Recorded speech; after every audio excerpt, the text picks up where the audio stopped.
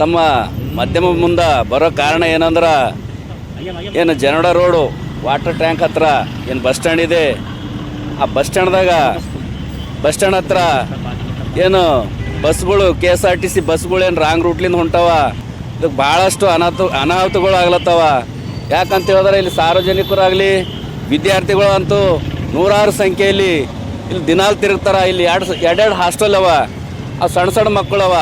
ಅವ್ರಿಗೆ ಏನರ ಅನಾಹುತ ಆದರ ಯಾರು ಹೊಣೆಗಾರ ಅಂತೇಳಿ ಈ ಸಂದರ್ಭದಲ್ಲಿ ನಾನು ಹೇಳಕ್ಕೆ ಇಷ್ಟಪಡ್ತೇನೆ.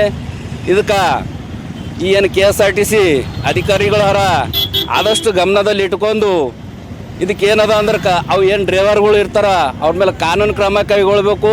ಉದಾಹರಣೆಗೆ ಚಿಕ್ಲಿ ಟು ಬೀದರು ಮತ್ತು ಜಮ್ಗಿ ಟು ಬೀದರ್ ಏನು ಬಸ್ಗಳವ, ಅವು ಏನು ರಾಂಗ್ ರೂಟ್ಲಿಂದ ಹೊಂಟ್ರ ತಾವು ವಿಡಿಯೋಗಳು ಮಾಡ್ಕೊಂಡಿರಿ.